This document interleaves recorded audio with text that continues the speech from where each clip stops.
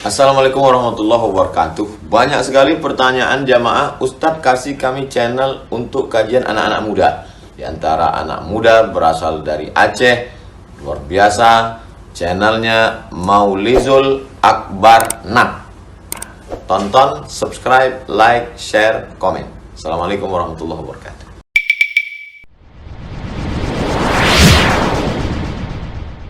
Al-Azkar itu khusus zikir-zikir, macam-macam zikir yang dikarang oleh Imam Nawawi. Itu banyak sekali zikir kita yang kita tinggalkan setelah salat. Nabi mengajarkan dari berbagai hadis bahawa Nabi setelah salat itu semua kalimah-kalimah pertama mengagungkan Allah, ya, mulai dari istighfar, lalu kemudian Allahumma antas salam. Jadi Allahumma antas salam dulu, bukan salawat dulu. Nyoka dumpat kalau pegang, ya. Zikir itu Allahumma antas salam dulu setelah istighfar. Bukan salawat. Salawat nanti habis memuji Allah, silakan salawat.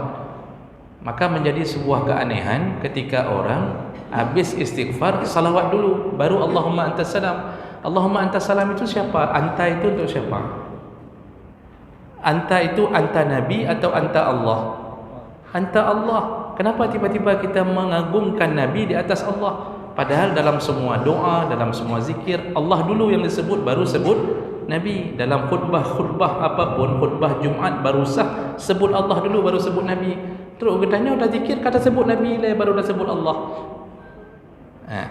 Sebenarnya habis istighfar, Allahumma antas salam wa minkas salam, dan seterusnya. Lalu apa lagi yang diucap Nabi? La ilaha illallah wahdahu la syarikalah, lahul mulku wa lahul hamdu wa huwa ala kulli syai'in qadir. La hawla wa la quwwata illa billah. La ilaha illallah wa la na'budu illa iyyah. Lahul ni'mah wa lahul fadlu wa lahul sana'ul hasan. La ilaha illallah mukhlishina lahud din walau karihal kafirun. Allahumma la mani'a lima a'taita wa la mu'tiya lima mana'ta wa la yanfa'u zal jaddi minkal jadd. Seterusnya subhanallah 33 kali, alhamdulillah 33 kali, Allahu akbar 33 kali.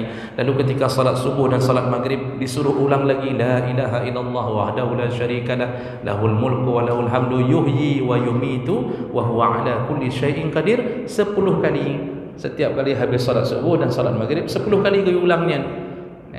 Nah, setelah itu baca ayat kursi, baca qul huwallahu ahad, baca qul a'udzu birabbil falaq, baca qul a'udzu birabbin nas.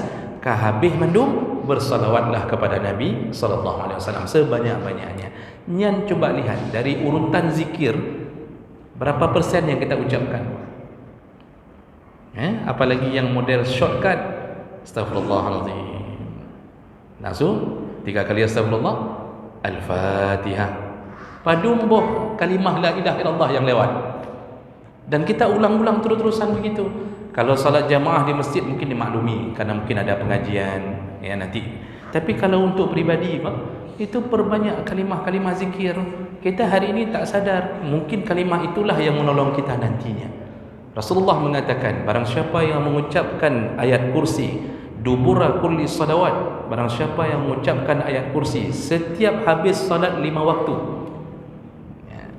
istiqamah ucapkan ayat kursi setiap habis salat 5 waktu, maka lam tamna' bainahu wa bainal maut illa jannah. Tidak ada yang bisa mencegahnya masuk surga setelah kematiannya. Istiqamah Bapak Ibu, ucapkan ayat kursi habis 5 waktu sembahyang, sabi jaga amalan ini. Kalau kita tak mampu sedekah, tak mampu tahajud, mudah-mudahan amal ini menjadi penyebab kita masuk surga.